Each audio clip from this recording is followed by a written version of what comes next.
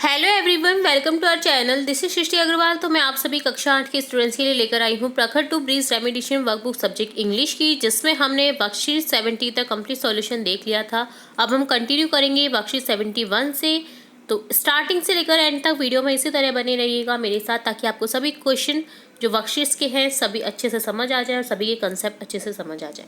तो स्टार्ट करेंगे first question से। यहाँ पर है read this sentence, he killed a snake.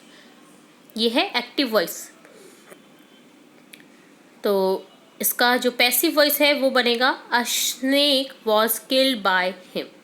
Active voice में क्या होता है, सब्जेक्ट वर्ब देन ऑब्जेक्ट रहता है, जबकि जो पैसिव वॉइस होता है उसमें होता है ऑब्जेक्ट पहले आ जाता है, देन वर्ब के अकॉर्डिंग जो वर्ब हेल्पिंग वर्ब है वो चेंज हो जाती है। जैसे यहाँ पर किल्ड है यानी पास्ट टेंस की बात हो रही है तो वॉज हो जाएगा वॉज किल्ड बाय लगा करके आपको क्या करना है, जो सब्जेक्ट का क्या कर देना है, ऑब्जेक्ट बना देना होता है। जैसे ही है तो हिम हो जाएगा, अगर यहाँ शी होता तो हर लिखते।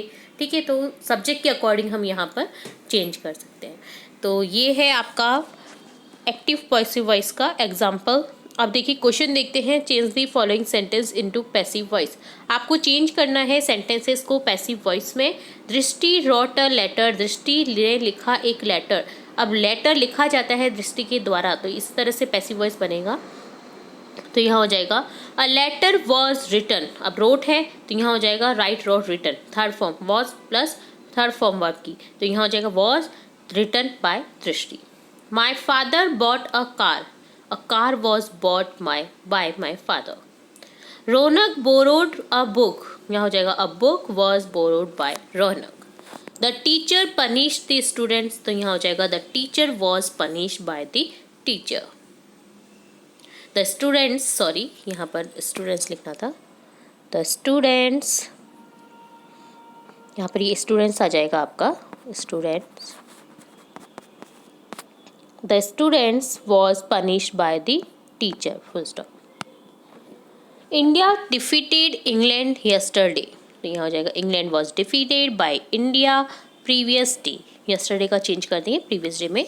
ठीक है, the peon rang the bell, यहाँ हो जाएगा the bell was rang by the peon. The chief guest rewarded the student was rewarded by chief guest. Vivek opened the door was opened by Vivek. बहुत ही प्रचलित sentence है, बहुत ही मतलब बहुत ज़्यादा एग्जाम में ये वाला सेंटेंस ओपन दी डोर इस तरह के एग्जाम्पल बहुत देखने को मिल जाते हैं। He shut all the windows were shut by him. The mouse cut the net. The net was cut by the mouse. यहाँ माउस नेट लिखना है।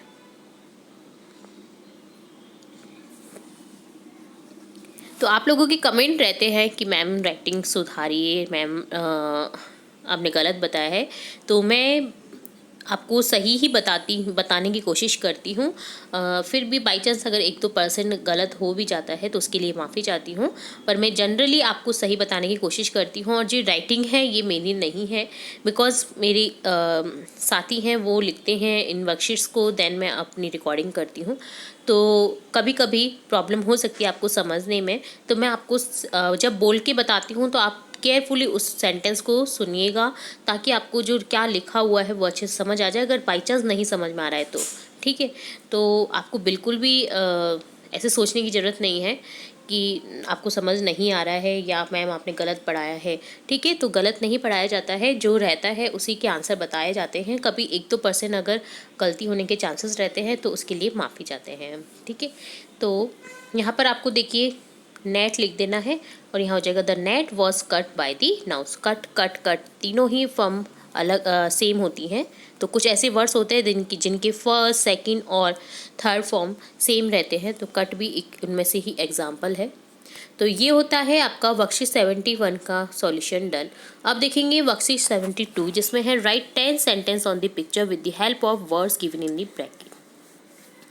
तो देखिए आपको एक पिक्चर दे रखी है, इससे रिलेटेड कुछ वर्ड्स दे रखे हैं। देखिए बटरफ्लाई उड़ रही है, जैसे वुमन खाना बना रही है, ठीक है, चपाती रोल कर रही है, ठीक है, एक हलवाई के रूप में बैठा है जो कुकिंग कर रहा है, बच्चे खा रहे हैं, कुछ बच्चे खेल रहे हैं, ठीक है।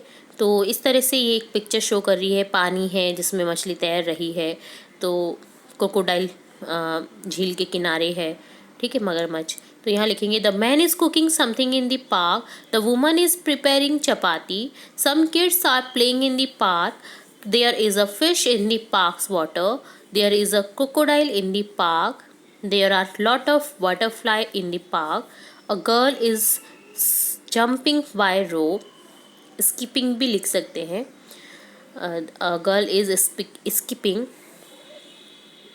रस्सी कूदने को बोलते हैं।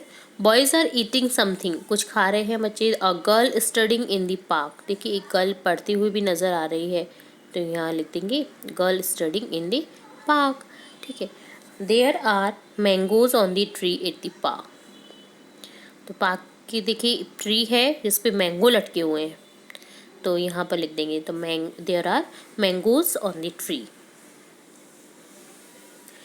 इन दी पार्क, इस तरह से लिख सकते हैं। तो ये हो गया आपका 10 सेंटेंसेस, तो ये हो गया बख्शिश 72 का solution.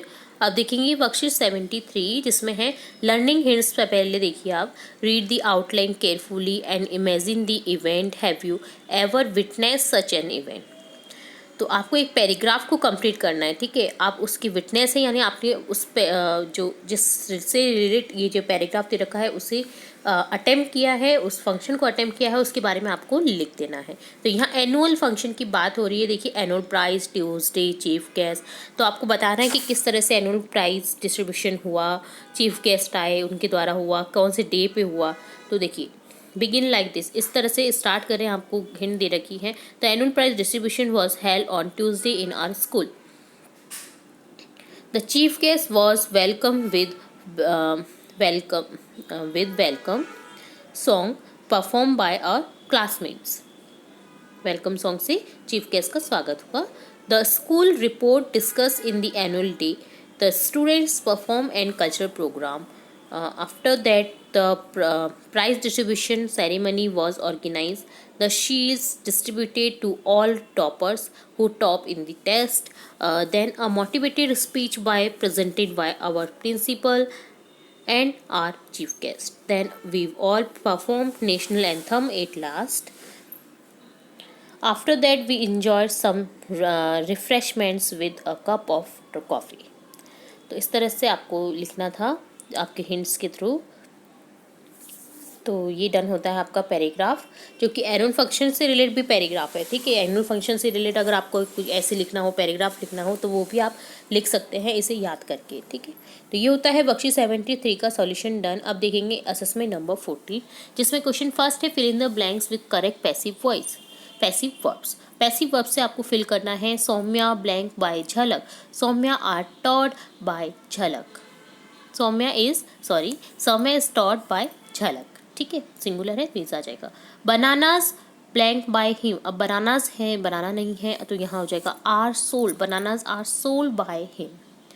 I blank to Rani, यहाँ हो जाएगा आई एम नोन टू रानी।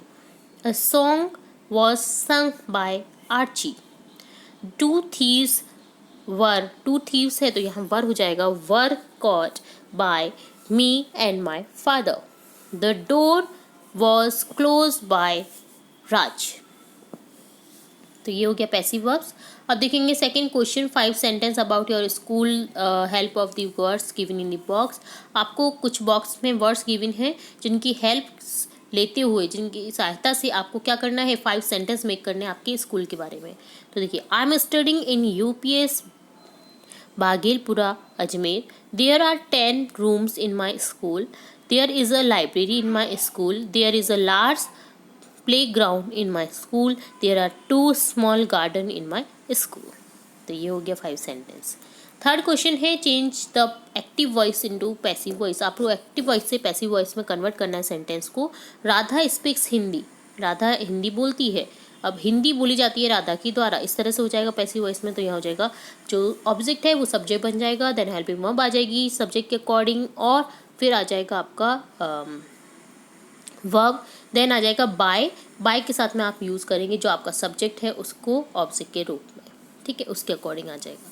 तो यहाँ राधा स्पीक्स हिंदी है, Hindi is spokes by Radha. Ram kill Ravana, Ram ने मारा रावण को, यहाँ हो जाएगा Ravana was killed by Ram. I bought 2 cows, तो यहाँ हो जाएगा 2 cows वर बॉट बाय मी।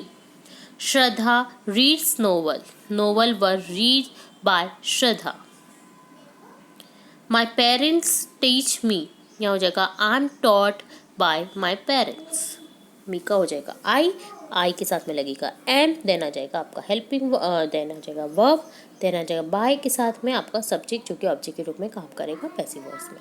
तो इस तरह से डन होता है आपका असेसमेंट नंबर 14। तो यहाँ हमने इस वीडियो में देखा असेसमेंट नंबर 14, फिर वर्कशीट 73, वर्कशीट 72, वर्कशीट 71 का सॉल्यूशन। इसी तरह में और भी इंपॉर्टेंट वीडियोस देखेंगे आपकी कक्षा से रिलेट, और भी इम्पोर्टेंट पार्ट्स देखेंगे जैसे चैप्टर्स है और जो भी इम्पॉर्टेंट थिंग्स रहती हैं, इम्पॉर्टेंट चैप्टर्स रहते हैं या इम्पॉर्टेंट आपके कंसेप्ट्स रहते हैं वो भी देखेंगे। तो जुड़े रहे हमारे चैनल के साथ। वीडियो को पूरा देखने के लिए धन्यवाद।